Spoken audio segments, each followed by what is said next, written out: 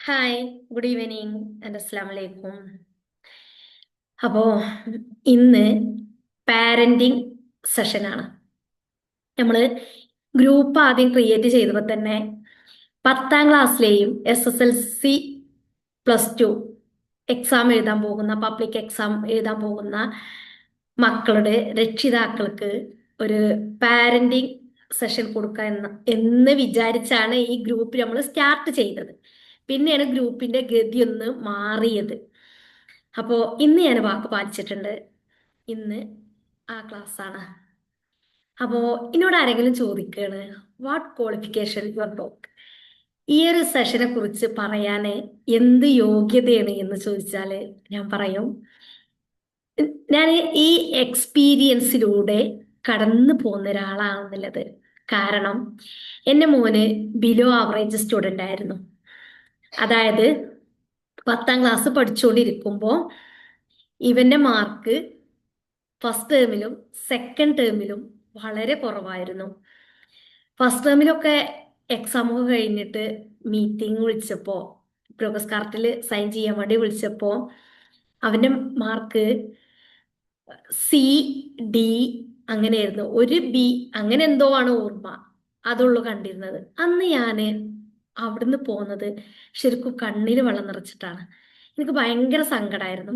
കാരണം പഠിക്കാൻ കഴിയുന്ന ഒരു കുട്ടിയാണ്, പഠിക്കാൻ കഴിയും. പക്ഷെ എങ്ങനെ ഇവനൊന്ന് ഉയർത്തി കൊണ്ടുവരിക എന്നുള്ളത് എനിക്കറിയില്ല. അന്ന് ആ സമയത്താണ് ഞാൻ +1 ഇക്വാലൻസിക്ക് അഡ്മിഷൻ എടുത്തത്. 21 വർഷത്തിന് ശേഷമാണ്. ഈ സമയവും ഞാൻ ഈ കുട്ടീനെ മാറ്റാൻ നോക്കിയ ഈ സമയവും രണ്ടും ഒന്നായി. അത് എൻ്റെ ലൈഫിലെ ഒരു ഭാഗ്യം തന്നെയായിരുന്നു. കാരണം പിന്നെ ഞാൻ എൻ്റെ സ്വഭാവത്തിലും ഒക്കെ മാറ്റം വരുത്തി, അവനോടുള്ള പെരുമാറ്റത്തിലൊക്കെ. അത് ഈ കുട്ടിയിൽ റിഫ്ലക്റ്റ് ചെയ്തു. അങ്ങനെ സെക്കൻഡ് ടൈമിന് പഠിച്ചുകൊണ്ടിരിക്കുന്ന ഈ സമയത്ത് ആ സമയത്ത് ഇവന്റെ മാർക്ക് കുറച്ചൊന്ന് കൂടി, ഗ്രാഫ് ഒന്ന് കൂടി. അപ്പോൾ മാർക്ക് ലിസ്റ്റ് ഒക്കെ ഇങ്ങനെ ഓരോ കുട്ടികളെ മാർക്ക് ഏറ്റവും ഫസ്റ്റ് റാങ്ക് സെക്കൻഡ് റാങ്ക് ഇങ്ങനെ കൊണ്ടുവന്ന് അങ്ങനെ ഒരു ചാർട്ട് തന്നെ അവിടെ ഉണ്ടായിരുന്നു. ക്ലാസ്സിൽ എല്ലാ ക്ലാസ്സിലും ഉണ്ടാവണേണ്. ഈ ഫസ്റ്റ് ടേമിൽ ഇവന്റെ സ്ഥാനം താഴേന്ന് 4ാമത്തെ സ്ഥാനമായിരുന്നു. സെക്കൻഡ് ടേമിലായപ്പോ ഇത് പകുതിയിലോട്ടായി.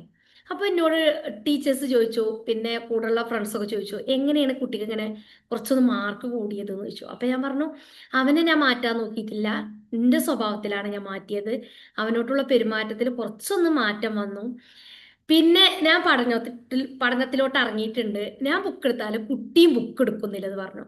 കാരണം ആ സമയത്ത് ഞാൻ പഠിക്കുകയാണെന്നുണ്ടെങ്കിൽ അവനും പഠിക്കും, ഞാൻ എഴുതുകയാണെന്നുണ്ടെങ്കിൽ അവനും എഴുതും. പതിയെ ഇവന് മാർക്ക് കൂടിക്കണ്ടു.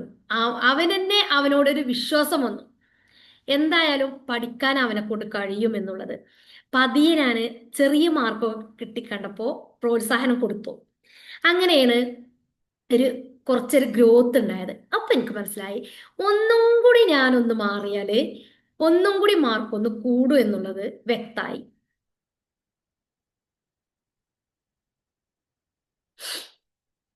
അങ്ങനെ ആ സമയത്ത് SSLC എക്സാം ഒക്കെ കഴിഞ്ഞ് റിസൾട്ട് വരികയാണ്. റിസൾട്ട് വന്നപ്പോ മെയ് 17ാം തീയതിയാണ് റിസൾട്ട് അറിയണേ. ഈ 3 വർഷം മുമ്പുള്ള കാര്യം ഇത്രയും കറക്റ്റ് ആയിട്ട് ഞാൻ പറയാൻ കാരണം, മെയ് 18ാം തീയതിയാണ് എനിക്ക് +1 ഈക്വലൻസി പബ്ലിക് എക്സാം തുടങ്ങുന്നത്. മലയാളമായിരുന്നു എക്സാം. എൻ്റെ എക്സാമിന്റെ തലേ ദിവസമാണ് ഇവന്റെ റിസൾട്ട് അറിയുന്നത്. അങ്ങനെ ഒരു C യും D യും സെക്കൻഡ് ടൈമിന് പിന്നെ ഒന്ന് B കണ്ടല്ലോ. ആ B ഒക്കെ കണ്ടിരുന്ന ഈ സ്ഥാനത്ത് പിന്നെ റിസൾട്ട് അറിഞ്ഞപ്പോ, അതുവരെ കണ്ടിരുന്ന ഒരു ഉമ്മ റിസൾട്ട് അറിഞ്ഞപ്പോ പിന്നെ കാണുന്നത് ഈ ഒരു B യോ C യോ D യോ കാണാത്ത മാർക്കുകളായിരുന്നു. അതായത് A+കളും Aകളും മാത്രമായിരുന്നു കണ്ടത്. അപ്പൊ എനിക്ക് മനസ്സിലായി, ഞാൻ മാറിയാല് എൻ്റെ ചുറ്റുള്ളവരും മാറും. മാറ്റം നമ്മളിലാണ് വേണ്ടത് എന്നുള്ളത്. നമ്മളെല്ലാരും ശ്രമിച്ചുകൊണ്ടിരിക്കുന്നത് മക്കളോട് പഠിക്ക് പഠിക്ക് പഠിക്ക് എന്നുള്ളതാണ്. കുട്ടികൾക്ക് കേൾക്കാൻ ഇഷ്ടമല്ലാത്തതും ഈ ഒരു വേർഡാണ്, പഠിക്ക് പഠിക്ക് പഠിക്ക്. ആർക്കും ഇഷ്ടമല്ലേ അത് കേൾക്കാൻ. എന്ന് വിചാരിച്ചാല് ഇതൊരു ഉപദേശമാണ്. ഉപദേശം ശരിക്കും ആർക്കും ഇഷ്ടമല്ല, നമുക്കും ഇഷ്ടമല്ല. അപ്പോൾ എൻ്റെ ഒരു കസിന് പറയും, റബി, എൻ്റെ മോള് പറയും, ഉമ്മ എന്നാണോ ഞങ്ങളെങ്ങനെ പറയല് നിർത്തുന്നത്, അത് സ്റ്റോപ്പ് ചെയ്യണത്, അന്നേ ഞങ്ങൾക്ക് പഠിക്കാൻ തോന്നുള്ളൂ എന്നുള്ളത്, അതുവരെ പഠിക്കാൻ തോന്നൂല എന്നുള്ളത്. അപ്പോ എന്നോട് അവള് പറഞ്ഞത് ഇതാണ്, എങ്ങനെ പറയാതിരിക്കണ്, ബുക്ക് എടുക്കാത്ത സമയങ്ങൾ കാണുന്നുണ്ട് എന്നുള്ളത്. പക്ഷെ ഇത് സത്യം പറഞ്ഞാല് ഈ ഇനി വരുന്ന ഈ മാർച്ച് മാസം, നെക്സ്റ്റ് മന്ത് എന്ന് പറഞ്ഞാല് കുട്ടികൾ പബ്ലിക് എക്സാം എഴുതാൻ പോകുന്നുണ്ട്. കൂടെ നല്ല ചൂടാണ്, കൂടെ നമുക്ക് നോമ്പും, ഈ റമളാൻ മാസം കടന്നു വരികയാണ്. ഇത് ആലോചിച്ചിട്ട് തന്നെ ചില രക്ഷിതാക്കൾക്കൊക്കെ നല്ല ടെൻഷനാണ്. അപ്പോ ഇവിടെ എനിക്ക് വന്ന മാറ്റങ്ങള്, ഞാൻ അവനിൽ വരുത്തിയ മാറ്റങ്ങള്, അതായത് എന്റെ സ്വഭാവത്തില് അവനോട്ടുള്ള ബിഹേവിയറിൽ വന്ന മാറ്റം അവനിൽ എങ്ങനെ റിഫ്ലക്ട് ചെയ്തെന്ന് നമുക്ക് നോക്കാം. ശരിക്കും ഞാൻ കണ്ടിരുന്നത് അവനൊരു ചെറിയൊരു കുട്ടിയായിട്ടാണ് കണ്ടിരുന്നത്. അവന്റെ കുട്ടിക്കാലം എന്ന് പറഞ്ഞാല് നല്ല രസമുള്ള ഒരു ജേണി ആയിരുന്നു. അത് ഏത് മക്കളതായിക്കോട്ടെ, നമ്മളെ ഏത് മക്കള് വളർന്നു വരുമ്പോഴും അവരുടെ കുട്ടിക്കാലം നല്ല രസമാണ് അല്ലേ? പക്ഷെ അതൊക്കെ നമ്മൾ ആസ്വദിച്ചിരുന്നു. എവിടെയോ ഈ കുട്ടി വളർന്നപ്പോ വളർന്നു വന്നപ്പോ നമ്മൾ ഒരു പവർഫുൾ പോയിന്റിലോട്ട് നമ്മളെത്തി. അതായത് മൈൻഡ്ഫുൾ വിട്ടുകാണ്ട് നമ്മൾ പറയൽ തുടങ്ങി, ഞാൻ എൻ്റെ അമ്മയാണ്, ഞാൻ പറയണത് ഈ കേൾക്കണം, ഈ അതനുസരിക്കണം. അതൊക്കെ ശരി തന്നെയാണ്, തെറ്റൊന്നുമില്ല പറയണത്. പക്ഷെ നമ്മൾ പലപ്പോഴും മറന്നുപോയൊരു കാര്യമുണ്ട്, ഇതൊരു വ്യക്തിയാണ്, നമ്മളെ കുട്ടി തന്നെയാണ്, നമ്മളെ ബ്ലഡിലുണ്ടായ മോൾ തന്നെയാണ്. പക്ഷെ ഒരു കാര്യം നമ്മൾ മറന്നുപോയി, ഇതൊരു വ്യക്തിയാണ്. ഈ വ്യക്തിക്കും സ്വപ്നങ്ങളുണ്ട്, ചില ടേസ്റ്റുകളുണ്ട്, ഇവരുടേതായിട്ടുള്ള പാഷനുകളുണ്ട്. പക്ഷെ ഇതൊന്നും നമ്മൾ ആലോചിച്ചിട്ടില്ല, ഇതൊക്കെ നമ്മൾ മറക്കുകയാണ്. ഇതിലിടക്ക് നമ്മൾ പറഞ്ഞാലേ ഈ കുട്ടികൾ കേൾക്കുള്ളൂ എന്നുള്ളതാണ്.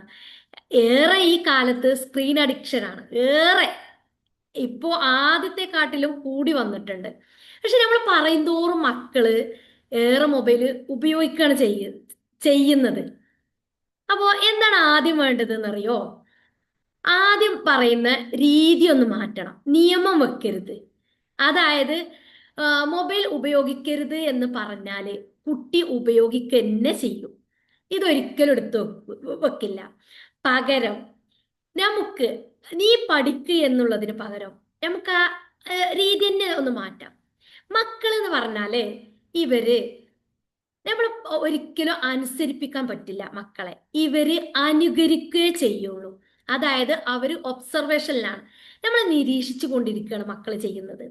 അതായത് നമ്മൾ എന്താണോ കൊടുക്കുന്നത് കറക്റ്റ് അതന്നെ നമുക്ക് തിരിച്ചു കിട്ടുക, അതിലൊരു മാറ്റം ഉണ്ടാവില്ല. അതുകൊണ്ട് ഒരിക്കലും മക്കള് അനുസരിക്കൂല, അവര് അനുകരിക്കേ ചെയ്യുള്ളൂ. അതുകൊണ്ട് നീ പഠിക്ക് എന്ന് പറയുന്നതിന് പകരം നമുക്ക് ബുക്ക് എടുത്ത് ഈ സബ്ജക്റ്റ് ഇന്ന് 40 മിനിറ്റ് പഠിക്കാം എന്ന് പറയാം.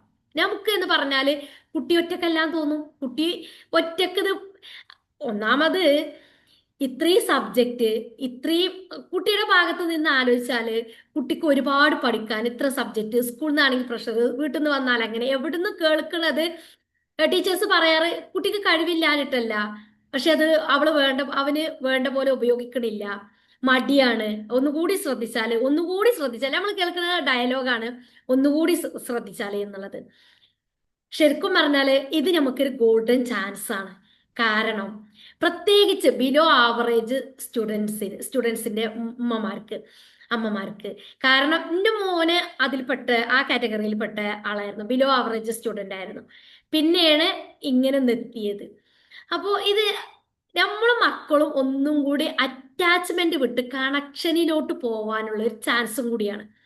കാരണം നമുക്ക് ഒന്നും കൂടി ഇവരോടൊന്ന് ഫ്രണ്ട്ഷിപ്പ് ആവാനും പറ്റും. ഇവരടുത്ത് നമുക്ക് ബുക്ക് എടുക്ക് എന്ന് പറഞ്ഞാല് അവരെടുക്കും. മൊബൈൽ മാറ്റി വെക്ക് എന്ന് പറയുന്നതിന് പകരം ബുക്ക് എടുക്ക്, നമുക്ക് 40 മിനിറ്റ് ഈ സബ്ജക്റ്റ് ഒന്ന് നോക്കാം, ഈ സബ്ജക്റ്റ് പഠിക്കാം എന്ന് പറയണം. ആദ്യം അതാണ് പറയേണ്ടത്. പിന്നെ വേണ്ടതാണ് സ്റ്റഡി ടൈമില് മൊബൈല് എവിടെ വെച്ചിരിക്കുന്നത് എന്ന് നോക്കണം. അതായത് out of site out of mind. Mobile കാണുന്ന സ്ഥലത്താണ്, ഇപ്പോൾ ഹാളിലാണ്, റൂമിലാണ്, അല്ലെങ്കിൽ പുറത്താണ്, സിറ്റ് ഔട്ടിലെ മുറ്റത്തൊക്കെയാണ് എങ്കിൽ മൊബൈല് അകത്ത് വെക്കുക. അല്ല, ഇനി അകത്താണ് പഠിക്കുന്നതെങ്കിൽ, ഇപ്പോൾ ഹാളിലൊക്കെയാണ് എങ്കിൽ അത് റൂമിൽ വെക്കുക. കുട്ടി അത് കാണരുത് ആ സമയത്ത്. പിന്നെ കുറച്ച് സമയം ബ്രേക്ക് കൊടുക്കുക. ആ ബ്രേക്ക് കൊടുക്കുമ്പോൾ കുറച്ചൊന്ന് നടക്കുക, വെള്ളം കുടിക്കുക, അല്ലെങ്കിൽ ജ്യൂസോ അങ്ങനെ എന്തെങ്കിലുമൊക്കെ കുടിക്കുക. പിന്നെ പാരൻസുമായിട്ട്, വീട്ടുകാരുമായിട്ട് കുറച്ച് നേരം സംസാരിക്കുക, അങ്ങനെയാകാം. പിന്നെ വേറൊരു രീതി, ഇന്ന് കുട്ടികളെ അനുസരിപ്പിക്കാൻ നമുക്ക് ഒരിക്കലും പറ്റില്ല, അവരെ അനുകരിക്കുക ചെയ്യുള്ളൂ എന്ന് പറഞ്ഞല്ലോ.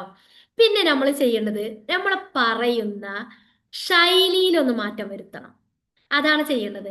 അതായത് നമ്മൾ പറയുന്ന റൂൾസിലൊന്നും ഒരു കുഴപ്പമില്ല, ഒന്നിനും ഒരു കുഴപ്പമില്ല, പറയേണ്ടത് തന്നെ നമ്മൾ പറയുന്നത്, അതിലൊന്നും കുഴപ്പമില്ല. പക്ഷെ എന്താണെന്നറിയോ, ശൈലി ഒന്ന് മാറ്റി പിടിച്ചാലേ ഈ കുട്ടികൾ കേൾക്കുള്ളൂ. സൗണ്ട് കുറച്ച് പറയാം, സാന്നിധ്യം അധികരിപ്പിക്കുക. അതായത് സൗണ്ട് കുറക്കുക, സാന്നിധ്യം കൂട്ടുക. കുട്ടിയോട് അടുത്ത് ചെന്നിരുന്നാല് കുട്ടിക്ക് അതൊരു കാം സപ്പോർട്ടാവും. അവന്റെ മൈൻഡ് ഒന്ന് കൂളാകും. അതൊരു നല്ലൊരു സപ്പോർട്ട് കിട്ടും കുട്ടിക്ക്. എന്നിട്ട് കുട്ടിയോട് ചോദിക്കുക, ഇന്ന് എന്ത് പഠിച്ചു എന്നുള്ളത് പകരം ഇന്ന് എങ്ങനെ ഉണ്ടായിരുന്നു ക്ലാസ്, ഇന്ന് എങ്ങനെ ഉണ്ടായിരുന്നു പഠിത്തം, ഏത് സബ്ജക്റ്റാണ് പ്രയാസം, എവിടെയാണ് പ്രയാസം എന്നുള്ളത് ചോദിക്കുക. പിന്നെ കുട്ടികൾ മൊബൈൽ മാറ്റി വെക്കണം എന്നുണ്ടെങ്കിൽ മെയിനായിട്ട് നമ്മൾ ശ്രദ്ധിക്കേണ്ട ഒരു കാര്യം, നമ്മൾ എന്നൊരു വ്യക്തി, അതായത് പാരൻസ് മൊബൈൽ മാറ്റി വെക്കുക, എന്നിട്ട് പറയുക. അതായത് ഇപ്പൊ മൊബൈൽ എടുത്ത് ഞാൻ പറയാണ്, ആഷി മൊബൈൽ എടുത്തു വെക്കില്ല. കാരണം സൗണ്ടാണ് അവന് കേൾക്കുന്നത്, അതിലേറെ അവന് കണ്ണുകൊണ്ട് കാണുന്നുണ്ട്, ഒബ്സർവേഷനിലാണ്. പിന്നെ ഞാൻ 10 മിനിറ്റ് ഞാൻ പറയണം, ആഷി മൊബൈൽ മാറ്റി വെക്കില്ല. പിന്നെ ഞാൻ ഇത് മാറ്റി വെച്ചിട്ട് ഞാൻ പറയാണ്, ആഷി ഞാൻ മൊബൈൽ എടുത്ത് വെച്ചിട്ടുണ്ട്, കുട്ടി എടുത്തു വെക്കും. സ്വാഭാവികമായിട്ടും കുട്ടി എടുത്തു വെക്കും. അതുകൊണ്ട് നമ്മൾ പാരൻസ് ആയിരിക്കണം റോൾ മോഡൽ. ഈ സമയത്തൊക്കെ ഇപ്പോ നമ്മൾ വൈകുന്നേരങ്ങളില്, രാത്രികളിലൊക്കെ നമ്മൾ മക്കളെ അടുത്താണ് ഉണ്ടാവുന്നത്. ആ സമയത്തൊക്കെ നമ്മളും സ്ക്രീൻ ടൈം കുറക്കുക, കോളിംഗ് കുറക്കുക, ഡ്യൂറേഷൻ കുറക്കുക. അതായത് വരുന്ന കോളിംഗ് ഒക്കെ നമുക്ക് ചിലതൊന്നും നമുക്ക് എടുക്കാതിരിക്കാൻ പറ്റില്ല, എടുക്കാം. പക്ഷെ മണിക്കൂർ കണക്കിന് സംസാരിക്കുന്നത് കുറക്കുക. ഇപ്പൊ 3 വർഷമായിട്ട് ഞാൻ നോക്കുകയാണെന്നുണ്ടെങ്കിൽ കോളിംഗ് ടൈം എൻ്റെത് വളരെ കുറവാണ്. ശരിക്കും പറഞ്ഞാൽ ഞാൻ എൻ്റെ ഉമ്മാനോട് പോലും സംസാരിക്കല്, മക്കള് വീട്ടിലുണ്ടെങ്കിൽ സമയം കുറക്കും, പെട്ടെന്ന് കാര്യം പറഞ്ഞ് വെക്കാൻ നോക്കും. ഞാൻ പറയും ഞാൻ പിന്നെ വിളിക്കാന്ന് പറഞ്ഞിട്ട് ഞാൻ അങ്ങനെ വെക്കും. കാരണം ഇത് നമുക്ക് കിട്ടിയൊരു അവസരം എന്ന് വിചാരിച്ചാല്, ഈ വൈകുന്നേരങ്ങളിൽ മക്കള് അടുത്ത് നമ്മൾ ഉണ്ടാവുമ്പോൾ അവരോട് കൂടി കൂടുതൽ നമ്മൾ ഇന്ററാക്ട് ചെയ്യാൻ ശ്രമിക്കുക. അതാണ് വേണ്ടത്. അല്ലാതെ ശരിക്കും നമ്മൾ ഫോണിൽ നമ്മളതായിട്ടുള്ള ആ ലോകത്തോട്ട് നമ്മൾ പോകുമ്പോൾ അപ്പൊ അവരും അവരുടേതായിട്ടുള്ള ലോകത്തോട്ട് പോകും. അതാണ് ഉണ്ടാവുന്നത്. പിന്നെ അവനോട് ചോദിക്കുക, അവളോട് ചോദിക്കുക, ഈ സിസ്റ്റം കൊണ്ട് നിന്റെ ലൈഫില്, ഫ്യൂച്ചറില് ഇത് ഉപയോഗമാണോ ഉപദ്രവമാണോ? ആ ചോദ്യം ഒന്ന് അവന്റെ മൈൻഡിൽ ഒന്ന് ഇട്ട് കൊടുത്ത് നിങ്ങൾ പോരുക. അത്ര ചെയ്താൽ മതി. അതിന് ആൻസർ ഒന്നും നിങ്ങൾ വാങ്ങണമെന്നില്ല. കാരണം ചിന്തകളിലോട്ട് ചോദ്യം അവിടെ ചെന്നിട്ടുണ്ട്, അത് അവന് ചിന്തിക്കും. ഇടയ്ക്കെങ്കിലും ഇടയ്ക്കിടയ്ക്ക് ഇതിങ്ങനെ വരും. അടുത്തത് വേണ്ടതാണ് അപ്രീസിയേഷൻ കൊടുക്കുക. മക്കൾ ആഗ്രഹിക്കുന്നതാണത്. 2 മാർക്കാണ് കൂടിയെങ്കിലും കൂടിയിട്ട് അത് പറയാ, അവനോട് പറയാ, അവളോട് പറയാ, നിന്റെ ശ്രമത്തിന്റെ ഫലം കൊണ്ട് കിട്ടിയതാണ്, ഈ ശ്രമിച്ചാല് ഇനിയും കിട്ടും എന്നുള്ളത്. എൻ്റെ മോനെ കൂടുതൽ സെക്കൻഡ് ടൈം എക്സാമോ കഴിഞ്ഞിട്ടും പിന്നെ കൂടുതൽ കേട്ടൊരു വാക്കാണ് എൻ്റെ അടുത്തുനിന്ന്, നിന്നെ കൊണ്ട് പറ്റും, പറ്റും, പറ്റും, പറ്റും, ഇതിലും കൂടുതൽ വാങ്ങാൻ പറ്റും. ഇതന്നെ അവനെ കൂടുതൽ കേട്ടിരുന്നത്. ഇത് കേട്ട് കേട്ട് ഒരു ദിവസം പോലും ഇത് കുട്ടി കേൾക്കാതിരുന്നിട്ടില്ല. നിന്നെ കൊണ്ട് പറ്റും. അതുപോലെ തന്നെ ഉണ്ടായത്, അവനെ കൊണ്ട് പറ്റി, ആ കാര്യം അവനെ കൊണ്ട് പറ്റി. പിന്നെ നമ്മൾ ചെയ്യേണ്ട ഒരു കാര്യമാണ്, അവന് കേൾക്കെ അവള് കേൾക്കെ മറ്റുള്ളവരോട് പറയാ. അതായത് ആ ഫസ്റ്റ് ടേം എക്സാമിന് ഇത്രയും മാർക്ക് ഉണ്ടായത് അതിനേക്കാളും സെക്കൻഡ് ടേം എക്സാമിന് ഇത്ര മാർക്ക് കൂടി വന്നിട്ടുണ്ട്.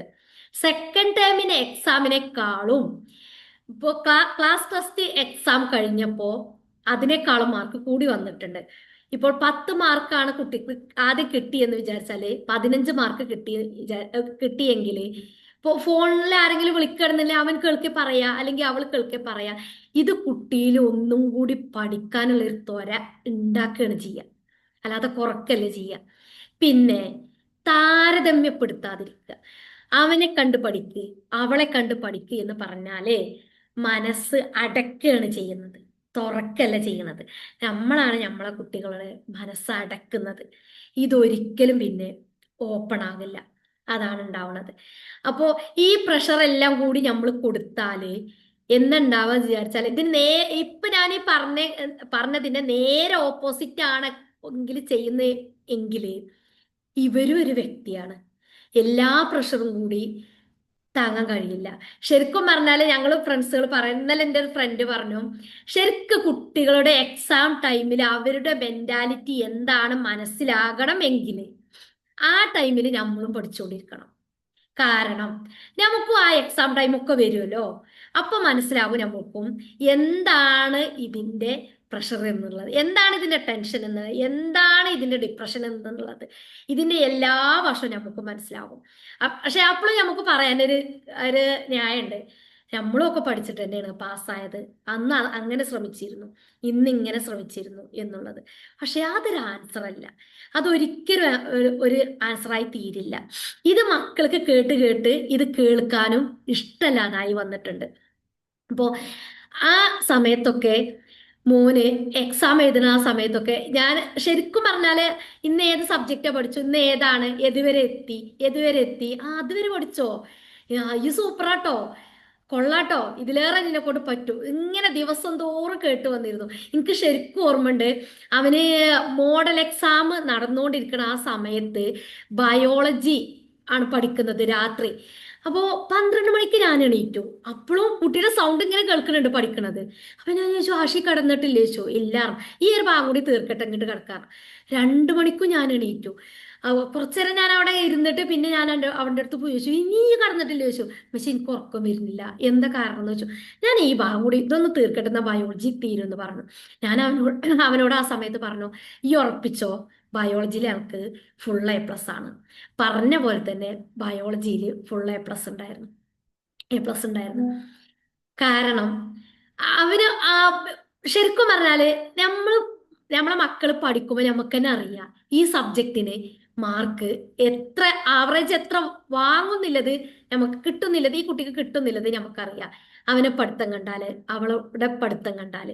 അപ്പൊ നമ്മൾ ഇത് ഓരോ സബ്ജക്റ്റ് പഠിക്കുമ്പോഴും, ഓരോ ദിവസം പഠിക്കുമ്പോഴും, ഓരോ നിമിഷം പഠിക്കുമ്പോഴും, ഓരോ സമയം പഠിക്കുമ്പോഴും നമ്മൾ അപ്രീസിയേഷൻ കൊടുത്തോണ്ടേയിരിക്കുക. ഇപ്പൊ ഈ കാര്യങ്ങളൊക്കെ പറയുമ്പോൾ നിങ്ങൾ ചിന്തിച്ചിട്ടുണ്ടാവും, അതായത് പ്രശ്നങ്ങൾ വരില്ലേ, പ്രയാസങ്ങൾ വരില്ലേ, പിന്നെ ദേഷ്യപ്പെടേണ്ട അവസരം വരില്ലേ എന്നൊക്കെ ഇഷ്ടം പോലെ വന്നിട്ടുണ്ട് എൻ്റെ മുമ്പിൽ. ഓരോരോ ഇൻസിഡന്റ് വന്നിട്ടുണ്ട്. പക്ഷെ ആദ്യം പറയേണ്ട ആ വാക്കുകൾ ഉണ്ടല്ലോ, അതവിടെ വെച്ചു ഞാൻ. കാരണം ആദ്യം പറയരുത്. രണ്ടാമത് പറയാൻ വരുന്നതും ഒന്ന് ആലോചിക്കുക. കാരണം എന്താണെന്ന് പറയാ, ഫസ്റ്റിൽ നമ്മൾ വരുന്ന ആ പറയുന്ന വാക്കുണ്ടല്ലോ, അതോടുകൂടി കുട്ടിയുടെ ഗ്രാഫ് എത്ര കണ്ട് കൂടി അത് അത്ര കണ്ട് താഴോട്ട് വരും. പിന്നെ ഞാൻ ആ കൊടുത്ത പ്രോത്സാഹനമൊക്കെ വെറുതെ ആവില്ലേ. അതുകൊണ്ട് ഒന്ന് ആ പറയുന്ന നിമിഷത്തില് ആ സമയത്ത് നമ്മളൊന്ന് സൈലന്റ് ആവുക, ശേഷം പറഞ്ഞ് മനസ്സിലാക്കുക. അത് പറഞ്ഞ് മനസ്സിലാക്കണ എങ്ങനെയെന്നറിയോ, ഇപ്പോ മക്കളടുത്ത് ഇരിക്കണ നല്ല സമയം ഉണ്ടാവുമല്ലോ, ആ സമയത്ത് നമ്മൾ പറഞ്ഞ് മനസ്സിലാക്കി കൊടുക്കുക. അതായത് ശബ്ദം താഴ്ത്തി പറഞ്ഞാല് അവർക്ക് ഒരിക്കലും ഫീൽ ചെയ്യില്ല ഇതൊരു ഉപദേശമാണ് എന്നുള്ളത്. ഇന്ന് അതൊരു ഉപദേശമാണ് താൻ. ഇങ്ങനെയാണ് മക്കളെ ഉപദേശിക്കേണ്ടത്. അല്ലാതെ മൊബൈൽ ഈ സ്ക്രീൻ ഇങ്ങനെ പിടിച്ചോണ്ടിരിക്കണ ഈ സമയത്ത് ഒരിക്കലും ഉപദേശം കൊടുത്താൽ അതൊരിക്കലും മക്കൾക്ക് മനസ്സിലാവില്ല. അതുകൊണ്ട് മക്കള് മനസ്സിലാക്കൂല.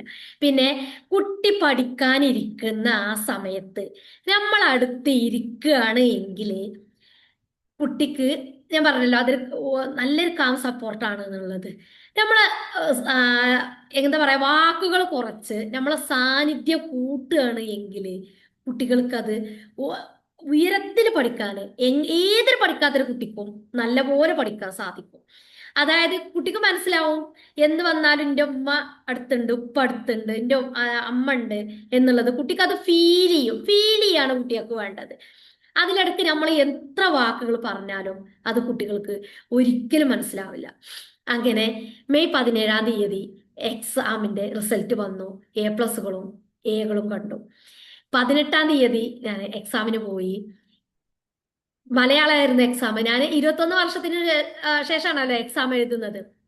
ഇതെനിക്ക് പഠിക്കാൻ കഴിയുമോ, ഒന്നുമില്ലത് എനിക്കറിയില്ല.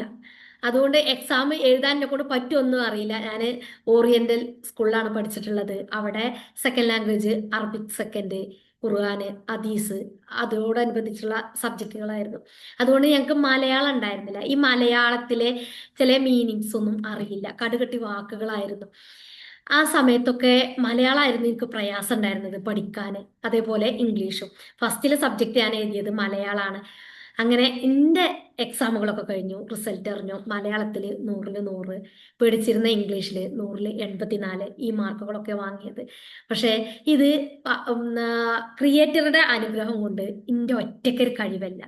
ഇത് ഞാൻ ശ്രമിച്ചിട്ട് ഒറ്റയ്ക്ക് കിട്ടിയതല്ല. കൂടെ സപ്പോർട്ടീവായി നിന്ന് ഈ മക്കളും കൂടി നിന്നിട്ടാണ് കിട്ടിയത്. ഇപ്പൊ എന്തുണ്ടായി എന്നറിയോ? അതായത് എൻ്റെ പെരുമാറ്റത്തില് കുട്ടിയോടുള്ള ബിഹേവിയർ ഒന്ന് മാറ്റിയപ്പോ, ഞാൻ പറയുന്ന രീതി ശൈലി ഒന്ന് മാറ്റി പിടിച്ചപ്പോ അത് കുട്ടിയിലൊന്ന് റിഫ്ലക്ട് ചെയ്തു. അതിൽ മാറ്റം വന്നു. അങ്ങനെ ആ മാറ്റം കുട്ടിയും വളർന്നു, ഒപ്പം രക്ഷിതാവെന്ന് ഞാനും വളർന്നു. അതായത് നമ്മളിങ്ങനെ മക്കളോട് നമ്മൾ നല്ല സ്വഭാവത്തിൽ മാറ്റിയെടുക്കുമ്പോൾ, അതായത് നമ്മളെ സ്വഭാവത്തിൽ മാറ്റം വരുത്തുമ്പോൾ അവിടെ മക്കള് മാത്രല്ല വളരുന്നത്, രക്ഷിതാവെന്ന നമ്മളും കൂടിയാണ് വളരുന്നത്. ആ കുഞ്ഞു ലോകം മാറ്റാൻ നോക്കുമ്പോൾ ഒരു രക്ഷിതാവെന്ന ലോകം കൂടി അവിടെ മാറുകയാണ് ചെയ്യുന്നത്. എന്റെ ഭാഗ്യം കൊണ്ട് ഞാൻ പറഞ്ഞല്ലോ, ഞാൻ 21 വർഷത്തിന് ശേഷം ഈക്വലൻസിലോട്ട് സ്റ്റെപ്പ് എടുത്ത് വെച്ചതും ഇവന്റെ SSLC ടൈമും ഒരു ടൈമായിരുന്നു. അതുകൊണ്ട് ഇവനും വളർന്നു, കൂടെ ഞാനും വളർന്നു. അതാണ് സംഭവിച്ചത്. ആ സമയത്തൊക്കെ മോന് ആ സമയത്ത് വീട്ടിലൊരു സിസ്റ്റം ആയി വന്നു. അത് ഞാൻ നിർബന്ധിച്ചിട്ടാക്കിയതല്ല കേട്ടോ, അങ്ങനെ ആയി വന്നതാണ്. അതായത് 3 മക്കൾ എന്നതിനപ്പുറം 4 മക്കളായി വന്നു ഈ വീട്ടില്. ആർക്കാണോ എക്സാം ഉള്ളത് അവര് സ്റ്റുഡന്റ്, ആർക്കാണോ എക്സാം ഇല്ലാത്തത് അവര് പാരന്റ്. അങ്ങനെ ആയി തീർന്നു. ആ സമയത്തൊക്കെ എന്നോട് അവന് പറഞ്ഞിരുന്നത്, ഉമ്മച്ചി പഠിച്ചോ, വീട്ടിലെ കാര്യങ്ങളൊക്കെ ഞാൻ നോക്കിക്കോളാം, കുക്കിംഗ് നോക്കിക്കോളാം, ക്ലീനിങ് നോക്കിക്കോളാം. എക്സാമിന് ഞാൻ പോകുമ്പോഴൊക്കെ തിരിച്ചു വരുമ്പോ എല്ലാം കുക്ക് ചെയ്ത് വെച്ചിട്ടുണ്ടാവും, ക്ലീനിങ്ങും കഴിഞ്ഞിട്ടുണ്ടാവും. എല്ലാം ചെയ്ത് വെച്ചിരുന്ന ഈ 10ാം ക്ലാസ്സിലെ മോനായിരുന്നു. അങ്ങനെ അങ്ങോട്ടും ഇങ്ങോട്ടും സപ്പോർട്ടിങ് സിസ്റ്റം അങ്ങനെ ആയി വന്നപ്പോ ഇന്ന് ഞാൻ എത്തി നിൽക്കുന്നത് ഡിഗ്രി ഫൈനൽ ഇയർ സ്റ്റുഡന്റ് ആണ്. അൽഹംദുലില്ലാ 2 വർഷത്തിനിടെ 9 സർട്ടിഫിക്കറ്റ് നേടി. ഇതൊക്കെ എനിക്ക് നേടാൻ കഴിഞ്ഞത് ഞാൻ പറയും, എവിടെയും ഞാൻ പറയും, എൻ്റെ മക്കളെ സപ്പോർട്ട് കൊണ്ടും ക്രിയേറ്ററുടെ അനുഗ്രഹം കൊണ്ടും എൻ്റെ മക്കളെ സപ്പോർട്ട് കൊണ്ടുമാണ്. ചുറ്റുള്ളവർ ഇനി എവിടുന്ന് നമുക്ക് സപ്പോർട്ടീവായിട്ട് കിട്ടിയാലും നമ്മളെ കൂടെ ഉള്ളത് നമ്മളെ മക്കളാണ്. അവരെ സപ്പോർട്ടാണ് നമുക്ക് വേണ്ടത്.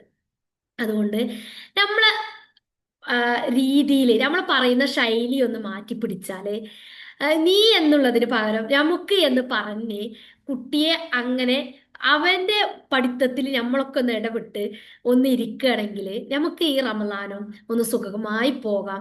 ഈ ഒരു ചൂടുകാലത്ത് ഈ ഒരു കുട്ടികൾ എഴുതുന്ന +2 SSLC എക്സാമും ഈസി ആയിട്ട് നടന്നു പോകാം, നല്ല മാർക്കും വാങ്ങാം. ഇത്രയും കാര്യങ്ങളാണ് എനിക്ക് പറയാനുള്ളത്.